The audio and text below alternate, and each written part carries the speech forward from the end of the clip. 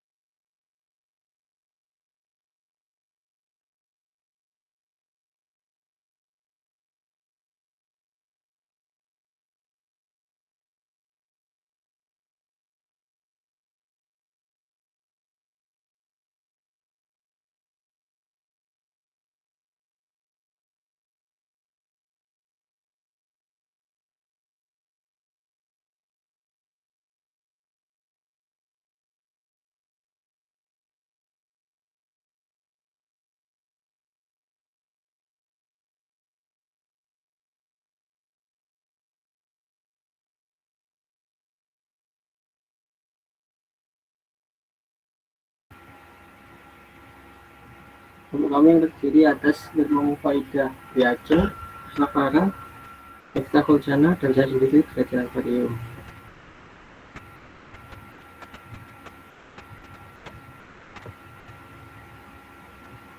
Kemudian pelayanan publik. Apa itu pelayanan publik? Pelayanan publik adalah segala bentuk jasa yang menjadi tanggung jawab pemerintah dalam pengadaannya, baik itu barang publik atau barang privat.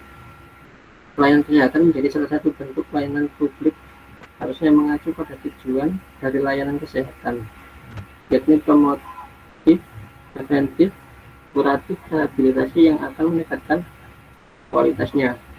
Pada usaha ini, pemerintah membuat kebijakan berupa BPJS Kesehatan yang per Januari 2014 telah aktif bergerak berlandaskan PMK RI nomor 71 tahun 2003 tentang pelayanan kesehatan pada jaminan kesehatan nasional. BPJS Kesehatan merupakan badan usaha milik negara yang ditugaskan khusus oleh pemerintah untuk menyelenggarakan jaminan pemeliharaan kesehatan bagi seluruh rakyat Indonesia. BPJS Kesehatan melayani proses pengobatan dan memberikan keringanan dalam hal pembiayaan fasilitas kesehatan. Fasilitas kesehatan tersebut diperoleh di rumah sakit yang telah bekerjasama dengan BPJS Kesehatan.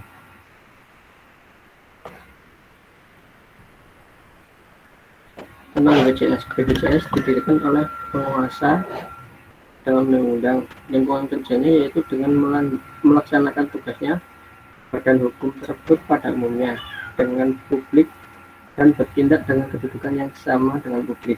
Wewenangnya, badan hukum tersebut didirikan oleh penguasa negara dan diberi wewenang untuk membuat keputusan, ketetapan, atau peraturan yang mengikat umum. BPJS wajib menyampaikan pertanggungjawaban atas pelaksanaan tugasnya dalam bentuk laporan pengelolaan program.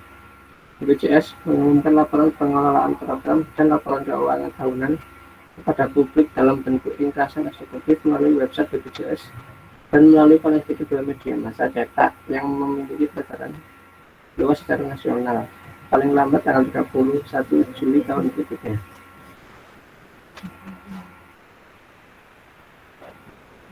Mengenai kelanjutan kelengkapan BPJS dapat diakses di bpjskesehatan.go.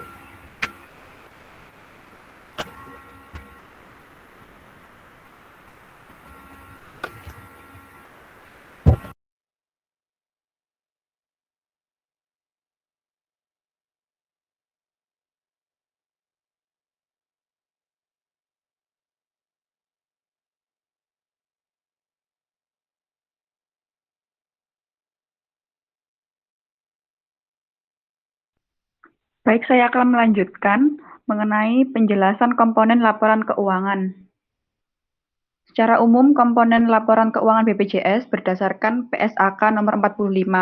Tetapi di dalam suatu rumah sakit biasanya disajikan dalam bentuk yang berbeda-beda tergantung dari kebijakan rumah sakit tersebut. Di sini kami menerangkan salah satu contoh dari sajian komponen laporan keuangan dari Rumah Sakit Wijaya Kusuma Lumajang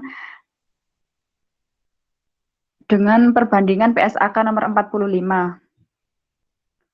Mengenai laporan posisi keuangan di PSAK nomor 45, dalam format laporan posisi keuangan terdapat elemen perhitungan aktivitas yang diklasifikasikan dalam aktivitas bersih, baik yang tidak terikat dan terikat temporer. Sedangkan di Rumah Sakit Wijaya Kusuma Lumajang, pembuatan laporan posisi keuangan ini berbeda, elemennya terletak pada perhitungan ekuitasnya.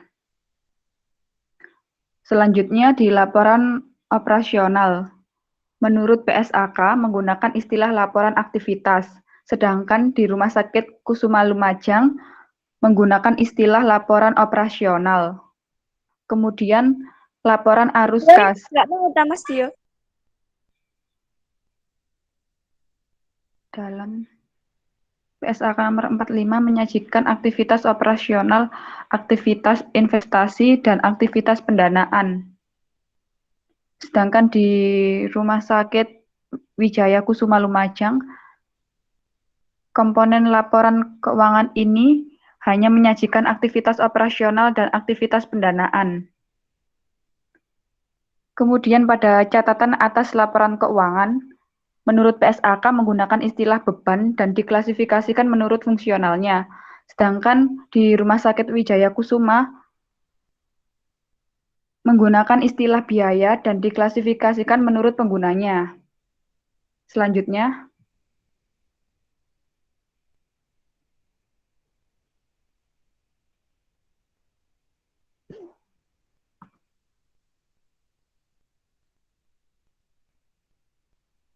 berikut penjurnalan dari BPJS di setiap rumah sakit.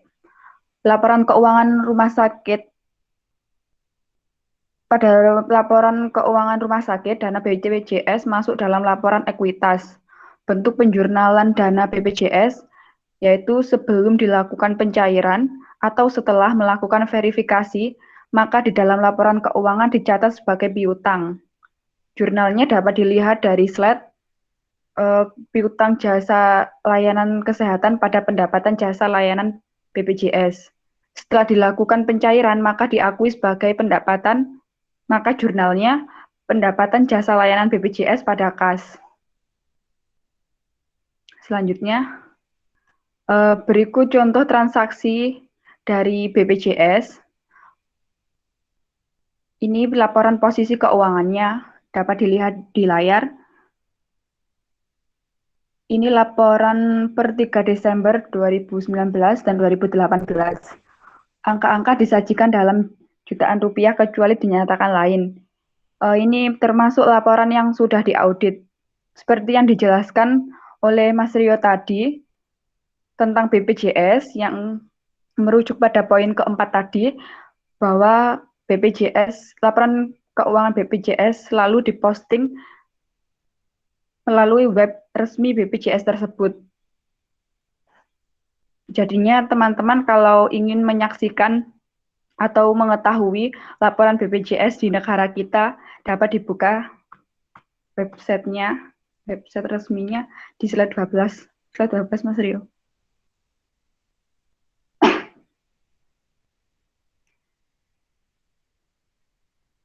Nah, tersebut.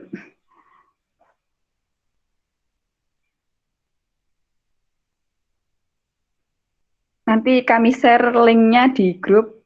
Nanti teman-teman bisa mengecek sendiri laporan keuangan BPJS yang telah diaudit. Biasanya dilakukan perbandingan antara tahun sebelumnya dan tahun berjalan. Demikian presentasi dari kelompok kami. Ada yang ingin ditanyakan? Silakan.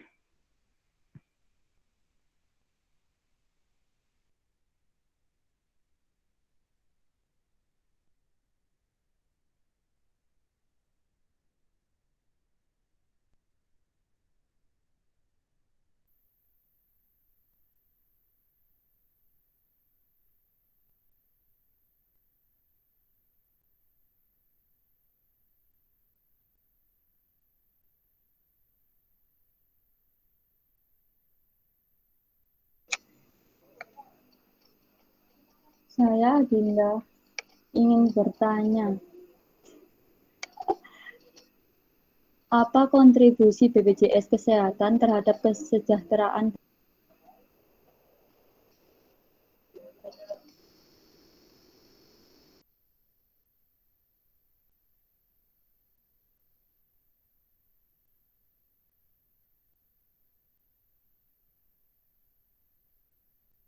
Bisa diulang Mbak Dinda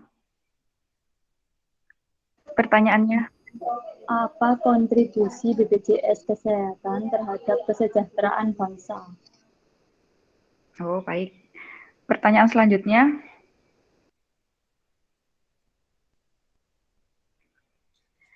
Saya Cici Novita, NIM 55, ingin mengajukan pertanyaan terkait BPJS. Pertanyaannya yaitu, di saat kondisi pandemi seperti ini, apakah BPJS bisa digunakan untuk membiayai pasien yang terpapar virus COVID? Dan apakah ada perbedaan antara laporan keuangan sebelum pandemi dan setelah pandemi? Terima kasih. Terima kasih pertanyaannya Mbak Cici sama Mbak Dinda. Ada yang ingin ditanyakan lagi? Atau kami jawab dahulu?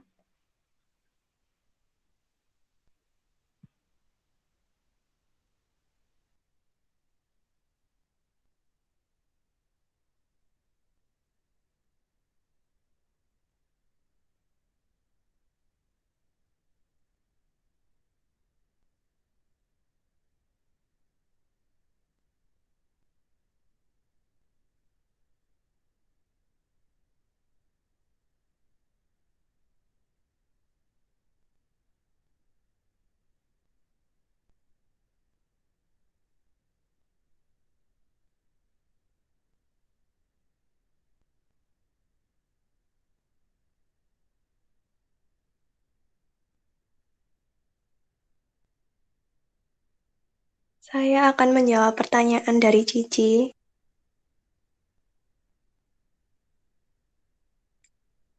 Di saat kondisi pandemi seperti ini, apakah BPJS bisa digunakan untuk membiayai pasien yang terpapar virus COVID? Dan apakah ada perbedaan antara laporan keuangan sebelum pandemi dan setelah pandemi? Jadi BPJS Kesehatan itu hanya bertugas melakukan verifikasi klaim pembayaran. Sementara itu untuk pembayaran rawat ditanggung oleh pemerintah, yakni Kementerian Kesehatan. Untuk perbedaan laporan sebelum atau setelah pandemi pastinya ada, karena pandemi ini sangat berdampak pada segala aspek kehidupan. Misalnya pada BPJS Kesehatan, waktu di awal pandemi memberikan dispensasi pembayaran iuran dengan nominal yang lebih rendah selama 6 bulan, sehingga laporan keuangan yang sebelumnya dan setelah pandemi sangatlah berbeda, karena sebelum pandemi tidak ada peringanan biaya iuran selama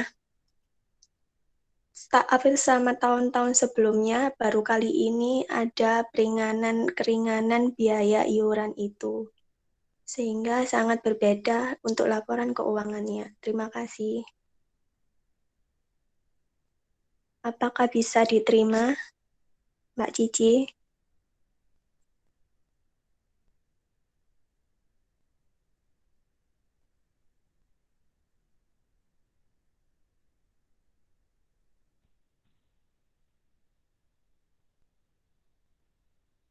Mbak Cici, apa sudah bisa diterima?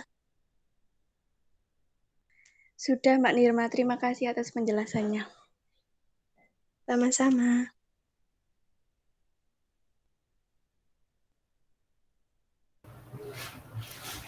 Selanjutnya, saya akan menjawab pertanyaan dari Mbak Dinda. Apa kontribusi BPJS Kesehatan terhadap kesejahteraan bangsa? Jika dilihat dari perspektif pembiayaan, Badan Penyelenggaraan Jaminan Sosial atau BPJS Kesehatan telah memberikan kontribusi yang mengindikasikan kesejahteraan masyarakat Indonesia semakin meningkat. Hal itu ditandai dengan adanya proteksi finansial, terutama ketika seorang sedang sakit. Dalam menjalankan program jaminan sosial di bidang kesehatan, pemerintah mengusung konsep kesatuan solidaritas nasional alias gotong royong, sehingga masyarakat dapat saling membantu demi tercapainya kesejahteraan bangsa bersama. Dengan adanya program jaminan kesehatan, paling tidak orang bisa terlindungi saat sakit. Bagaimana untuk Mbak Dinda, apakah bisa diterima? Iya, bisa. Makasih.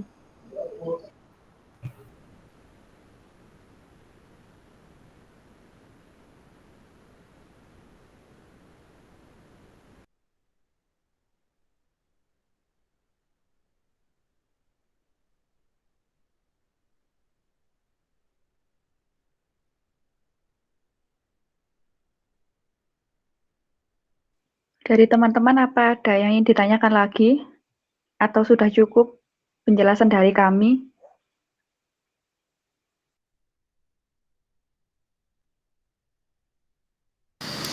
Cukup, Mbak. Terima kasih. Baik, kalau sudah jelas penjelasan dari kami akhiri presentasi dari kelompok kami. Kurang lebihnya kami mohon maaf. Wassalamualaikum warahmatullahi wabarakatuh. Waalaikumsalam warahmatullahi wabarakatuh.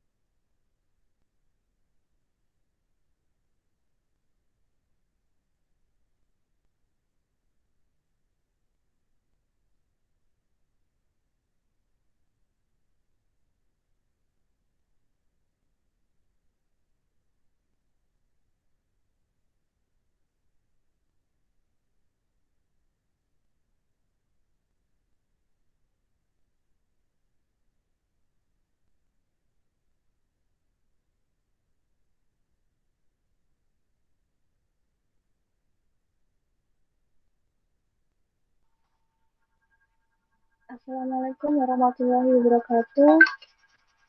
Kami dari kelompok 10 akan mempresentasikan mengenai laporan keuangan UMKM.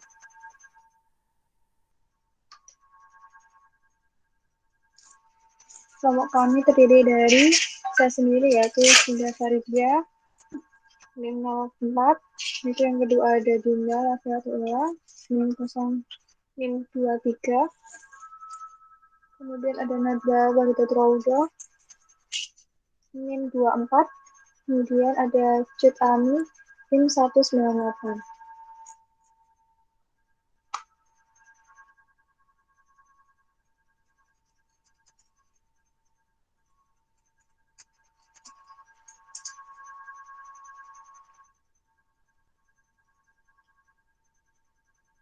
UMKM. Apa sih UMKM itu? UMKM itu singkatan dari usaha mikro kecil menengah. Biasanya ini dijalankan oleh individu, rumah tangga, atau badan usaha kecil.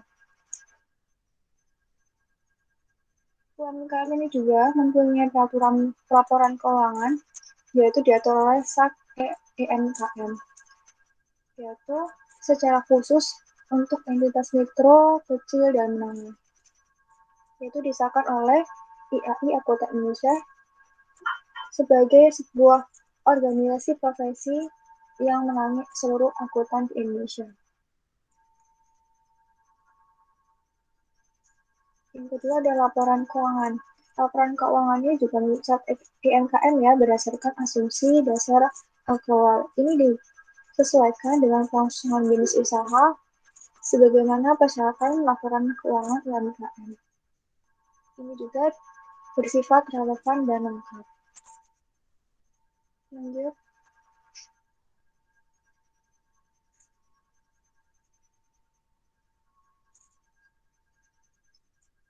Tujuan laporan keuangan SAK EMKM.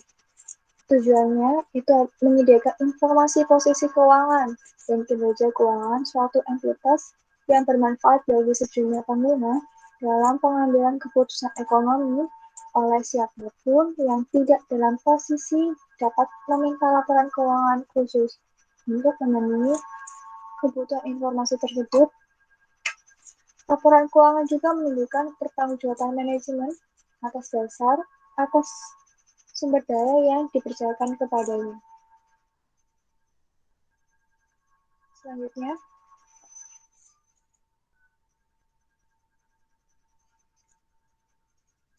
laporan keuangan SAK IMKM. Itu yang pertama ada laporan posisi keuangan akhir periode, yaitu dikutip oleh EDSA SAK IMKM bab 4, yaitu mencakup akun-akun keuangan ada kas, ada piutang, ada persediaan, aset tetap, utang kas, utang bank, dan ekuitas. Selanjutnya,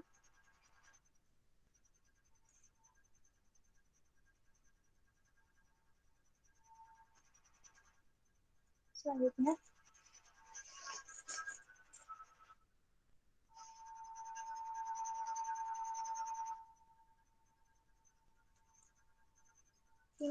bentuk contoh yaitu dari PT Enggan Mundur, yaitu bentuk contoh laporan posisi keuangan akhir periode.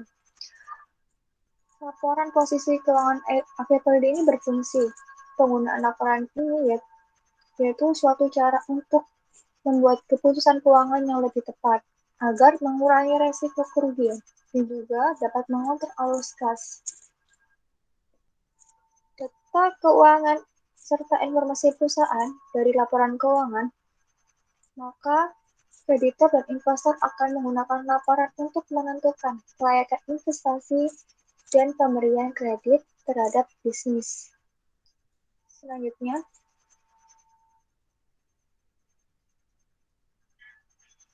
yaitu ada laporan laba rugi selama periode, yaitu disajikan oleh IAI dalam ID SAK IMKM bab 5, yaitu dengan akun-akun pendapatan, beban keuangan, dan beban pajak. Berikutnya, Berikut ini contoh laporan laba rugi.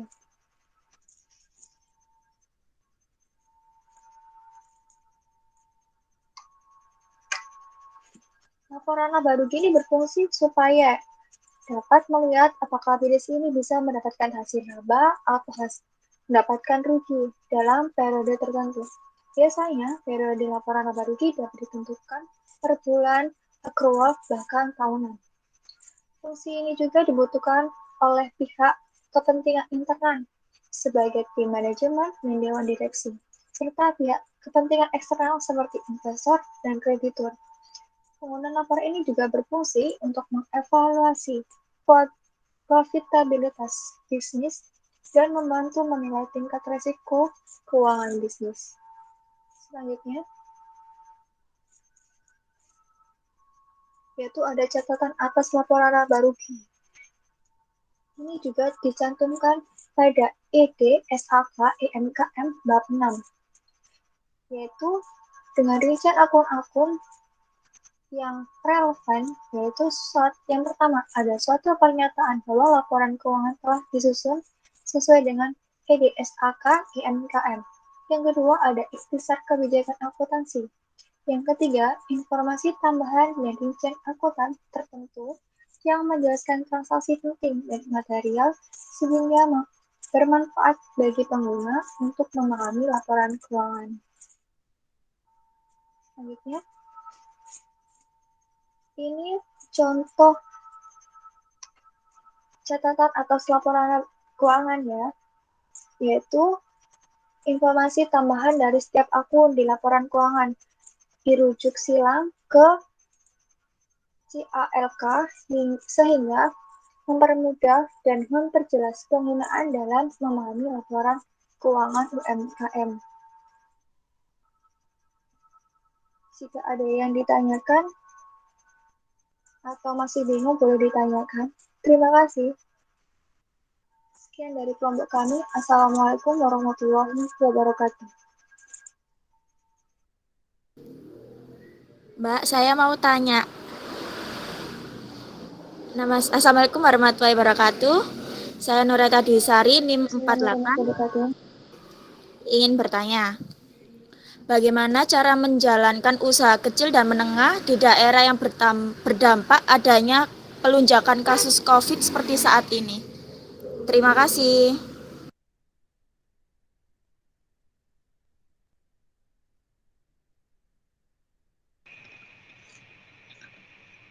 Baik, boleh langsung dijawab. Oke, dari Reta ya. Terima kasih atas pertanyaannya. Saya Cut Ami, mohon izin untuk membantu menjawab ya pertanyaan dari Reta. Terkait bagaimana cara menjalankan usaha kecil dan menengah di daerah yang berdampak adanya pelonjakan kasus COVID. Oke, jadi memang wabah virus corona COVID-19 ini membuat sektor ekonomi dan dunia usaha di Indonesia itu terpukul ya. Banyak pelaku usaha kecil dan menengah atau UMKM ya, susah payah menghadapi bisnisnya yang terhambat, nah bahkan mungkin tidak mampu bertahan. Oke, jadi ada beberapa cara UMKM untuk menjalankan bisnisnya, terutama di daerah yang ada pelonjakan COVID yang cukup tinggi, bisa dengan yang pertama itu UMKM bisa melakukan kreativitas dan inovasi. Nah, kedua hal inilah yang nantinya akan menjadi kunci dalam menghadapi wabah COVID-19. Dan UMKM itu juga harus tahu sih durasi pandemi COVID-19 itu yang juga tidak dapat diduga secara pasti. Dan untuk itu mereka juga tidak perlu panik dan harus segera lakukan tindakan penyesuaian. Nah, yang kedua ini yang penting ya, memastikan cash flow-nya itu terjaga dengan sehat. Nah, arus kas-nya itu menjadi unsur yang paling penting dalam bisnis sehingga pemilik usaha itu harus mampu mengelola uang tunainya itu secara optimal. Yang ketiga yang bisa dilakukan itu UMKM juga harus memahami perubahan perilaku konsumen. Jadi konsumen itu pada dasarnya tidak menghilang, tapi yang terjadi adalah perubahan tempat dan perilaku. Yang keempat itu juga UMKM itu harus bisa meninjau ulang produknya, termasuk customer profile, dan bisa menyesuaikan strategi customer relations-nya dan kanal penjualannya. Lalu selanjutnya itu UMKM juga bisa merencanakan ulang nantinya pendapatan dan memangkas anggaran biayanya.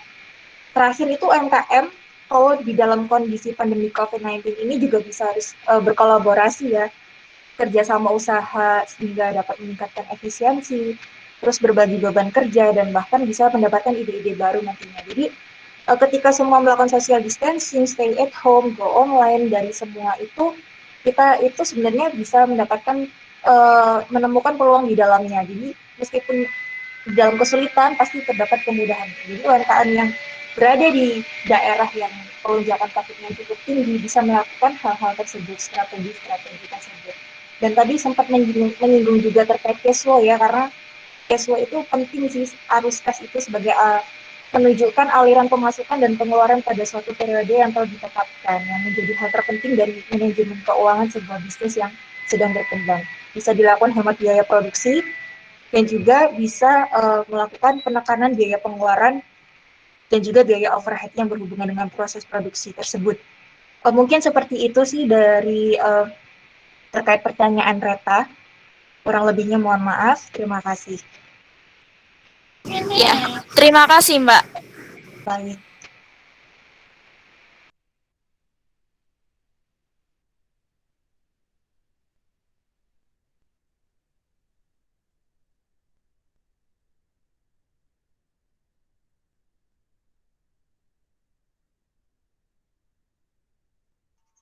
Apa ada yang ingin bertanya lagi? Mungkin kalau tidak ada yang bertanya, mungkin kita bisa akhiri untuk presentasi hari ini.